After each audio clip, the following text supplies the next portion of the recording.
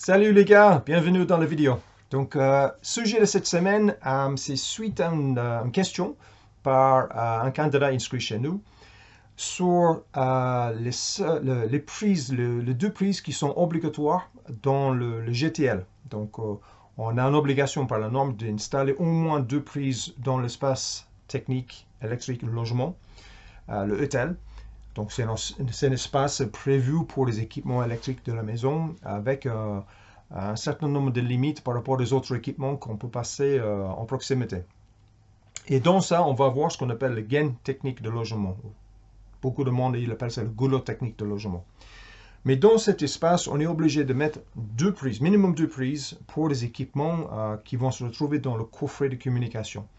Donc, c'est des prises prévues pour, par exemple, le box Internet, pour un switch. Peut-être il faut un ampli pour le réseau de télévision. Donc, c'est une obligation de mettre deux prises, minimum deux, dans le GTL ou en proximité du GTL pour ces équipements. C'est pour éviter d'avoir des rallonges qui traînent, par exemple, dans les alliés.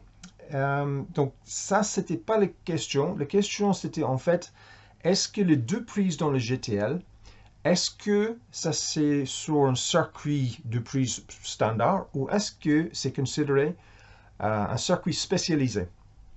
Et la réponse est tout simple, il est dans le texte, il est dans le NFC 1500. Donc on va regarder ça tout de suite.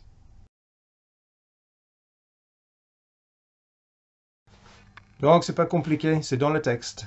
Le NFC 1500, page 492, c'est clairement indiqué qu'il y a un certain nombre d'équipements qui doivent être mis sur un circuit spécialisé. Donc ça veut dire un disjoncteur à part. Et c'est clairement indiqué que les circuits de prise, les deux prises dans le GTL, ils font partie de cette liste. Donc oui, tu dois mettre un disjoncteur indépendant, donc un départ indépendant pour les deux prises dans le GTL. C'est normé, voilà, c'est tout.